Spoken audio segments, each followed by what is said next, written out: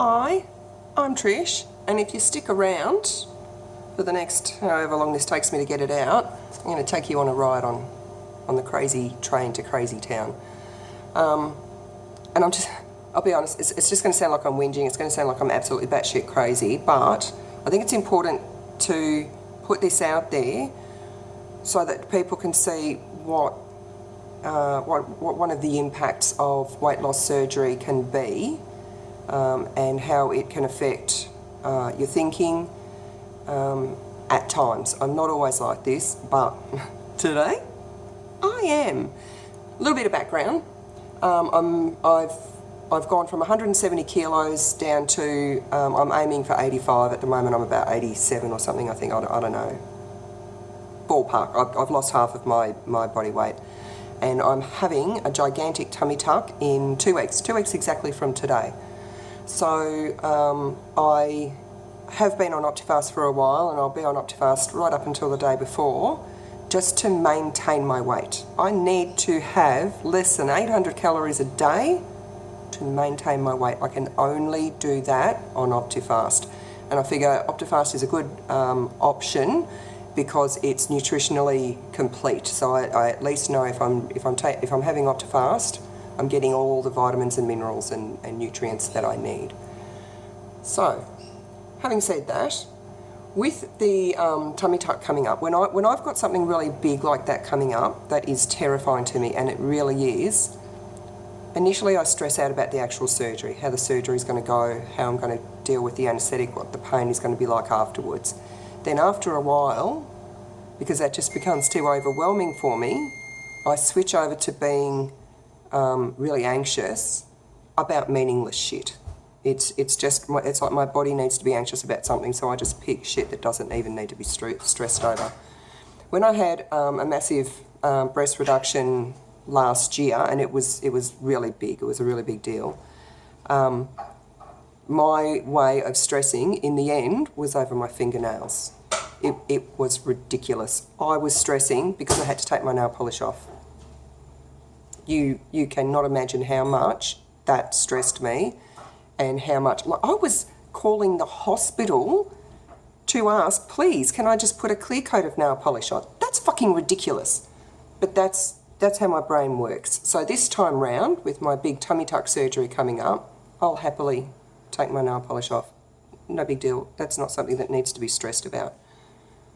I'm stressing about my diet, my food, and in particular, what I can and can't eat in the hospital in recovery, because I've just been given, I've been asking for information from, surgeons and doctors and everything, and I'm just being told different stories every which way. So as an example, one of the very top surgeons at the Alfred told me that my band would tighten up with the surgery, and because I'm having very, very major abdominal surgery, the last thing I need to be doing is having food get stuck after surgery, and particularly as my band will be tighter, and it's already too tight, so I've got to actually have a little bit of fluid taken out before my surgery, which I've booked in for. So she told me that it would be best for me to have a fluid diet for the first week after surgery, and then, gradually reintroduce, more solid foods as I was able to tolerate it. Then the next time I went, and I was talking to another surgeon about it, and they went, no, you don't need to be on fluids at all after your surgery. And I said, oh, but this other surgeon told me I do. So they went and checked with someone else, and I could hear them talking out in the hallway. And it was like I was the biggest idiot on earth. And they go, no, she doesn't need to be on fluids. That's just silly. So then when I had an appointment today, I was told by another 2 medical professionals that yes, I do need to be on fluids for a week after surgery. So to be on the safe side of things, I'm going to go on fluids for a week after surgery. That doesn't really bother me. What bothers me is the shit they give you in hospital to eat. So, of course, I have called the hospital to find out, number one, did I need a letter from my surgeon saying that I have to be on fluids? No, I can just tell them. They'll say they're going to send a dietitian to see me the first day after surgery, because I know I'm not going to eat that first day. Now, I also know that recovering from a surgery, I need protein. I need so much protein for my body to heal. Now, they told me on a fluid diet that I can have soup. I've seen the soup in hospital. It's a bowl of dishwater with a token little piece of meat floating in it. There's no protein in that. Although I was told by the dietitian today that they add protein powder to the soup. I hope that's the case. I was told that I can have jelly, like diet jelly. I like jelly, but where's the protein in it? I was told that I can have ice cream, like low-fat ice cream, which will be full of sugar. Now, I've also been told that I need extra calories to heal, and I asked the dietitian about that today. I asked her how many calories post-op do I need extra, and she said, I'm not going to tell you because you're already obsessing about it too much.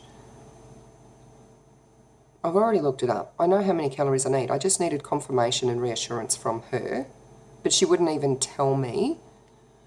And I know that I need my calories from protein. I don't need my calories from sugars. I don't need carb calories. I need protein calories. Now also, they told me in the hospital to get my protein in and on a fluid diet, apart from the watery soup and jelly and ice cream, that they would give me Sustagen. So I went off and I investigated Sustagen, because that's what I do, because I'm obsessed. Investigated Sustagen. Now, I like to keep my added sugars to less than 5 or 6 teaspoons a day. Now, I'm not talking about naturally occurring sugars in fruit and vegetables and dairy. That's I don't count those sugars. I'm talking about like if I would, and I don't have sugar in coffee, but if I would, well, actually I do because I have Jarrah's, but like I'm talking about added sugar. So if I'm putting sugar or honey or maple syrup or anything like that into foods or in processed foods, that's where that extra 6 teaspoons comes from. Now, in one serving of Sustagen, there's something like 27 or 28 grams of sugar. That's more than 6 teaspoons of sugar. More than my daily allowance in one serve of Sustagen. And the protein isn't that great, to be honest. It's less than Optifast. So I asked if I can ask for the diabetic Sustagen, which has a lot less sugars in it. And they said, yes, I don't need to be a diabetic to ask for that. But the dietitian, someone today, I can't even remember now, my head's just spinning, said for me to take my own Optifast in and have that. So I said, do I have that Optifast on top of all the other crap food they give me? Because they said to me, just eat the ice cream. It's fine to eat the ice cream, just chill the fuck out. And I'm like, I'm going to have a sugar hangover every day from having that much sugar. I'm going to bloat so much and I'm already going to be retaining so much fluid anyway. Apparently it's all right to just go crazy and eat myself into a coma after surgery. No, it's not okay. So she was also giving me some suggestions on how to get protein in, which was great. She said to make myself, like when I come home from the hospital, smoothies. And I said that I like to use the unsweetened coconut milk, and she said no, use the coconut water. The coconut milk at least has calcium added to it, and it's got like stuff like 27 calories or something per serve. It's nothing. And to put in fruit like blueberries, strawberries, bananas. I'm not going to put bananas in; they're too carby. Blueberries are a special treat because even of all the berries, they're the carbiest. But she said to put in 3 tablespoons of protein powder plus 2 tablespoons of yogurt. Now, I don't normally put yogurt into my smoothies because it just ups the calories too much, and you don't need it if you're putting protein powder in. It's just unnecessary. Plus, if I'm putting in 3 tablespoons of protein powder plus yogurt, and she said it doesn't even matter what yogurt I put in. Just put any yogurt in. Doesn't matter if it's sweetened or unsweetened or whatever. What? So anyway, if I put in 3 tablespoons of protein powder plus 2 tablespoons of yogurt, that's going to be probably close on 40 grams of protein. Now, number one, Google has told me that your body cannot absorb more than 30 grams of protein at a time. So that's just a waste. Plus, my GP, and I had to do a deal with my GP, I had to promise her that I wouldn't have more than 1 tablespoon of protein powder per day because it's bad for my kidneys. So I'm getting all this conflicting information. Google's telling me one thing, and when I say Google, I don't just like look at one site and go, okay, well that's gospel. I research all of Google. I research all of Google Scholar and then consolidate and confirm everything that I'm reading. So Google's told me one thing, my GP's telling me another, and then the dietitian is telling me something else as well. And she's just telling me, and I am obsessive. I know that I am obsessive, and I have made arrangements to see like a special psychologist about this. Although I saw her today, and she said that I'm not obsessive, I'm vigilant, and I need to be.